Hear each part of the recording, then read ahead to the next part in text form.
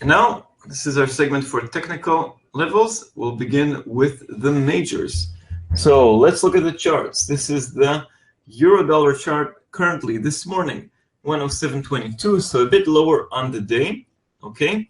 But all in all, we are, the trend, as you can see, if we zoom out a bit, the trend is up. This is only related to dollar weakness. Levels, 107.10 is a level of support. It was a historic level, and also now it's the low of the day. Even lower, we have sort of pivotal line in the range, 106.50, and further down, I would say 104.60 remains an important line to the downside. To the upside, we have the swing high of late December of 108.70. 108.70 is the level to look up for in euro dollar, and maybe I would add 107.80, which was the high yesterday, 107.70, somewhere that range, but I would look at the stronger level of 108.70.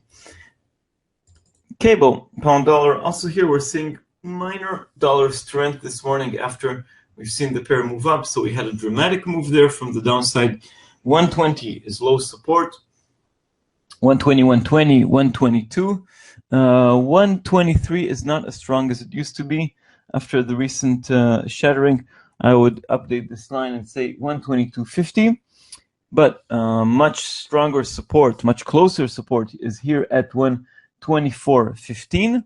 Okay, you can see how this line separates ranges. It was also a peak earlier in the month. We have here 125.40, the highs seen yesterday. And above that, we're getting closer to the initial post-Brexit lows. The big line there is 127.90. So the range for me now is 124.15 to 125.40. Dollar yen, lots of volatility in dollar yen. Clear line of support here, a double bottom at 112.50. Okay, it's followed to the downside by 111.40, a line that hasn't been tackled recently. But when the pair was moving up, this was an important level. Currently, we're battling a sort of pivotal line here, 113.50. 115 is worth noting, 116, and 127. Sorry, we have never reached 127. 117.50 is a strong level to the upside. So currently, I'm watching 115, a round number, not so strong on the technical side, but still important, because it's round, and to the downside 112.50. Relatively strong ranges in dollar yen. Dollar CAD.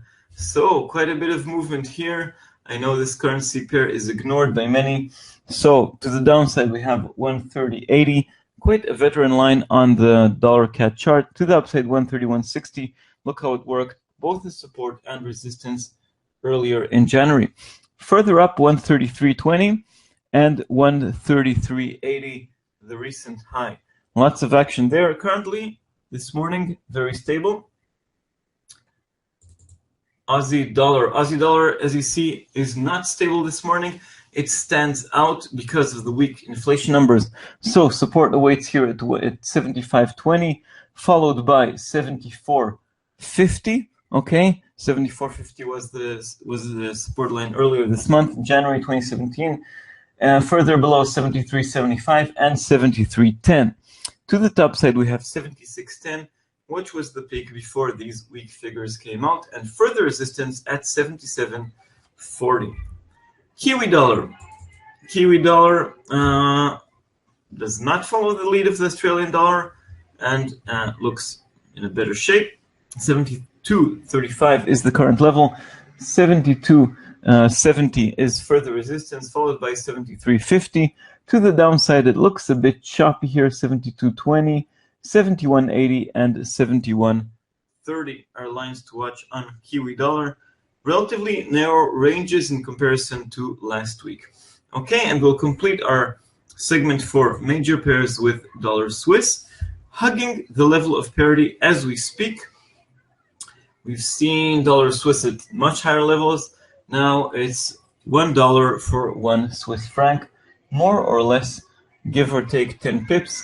So, of course, the line of parity is now a pivotal line in the range. Strong support at 98.50, but beforehand we have 99.50, and then further below 99.50, 98.50, and 98. To the top side, I would say 101.40 and 102.10. But remember, the Swiss National Bank intervenes in trade, so I would stay away from any Swiss crosses. Okay, so this completes our segment for major pairs, major currency pairs. Now,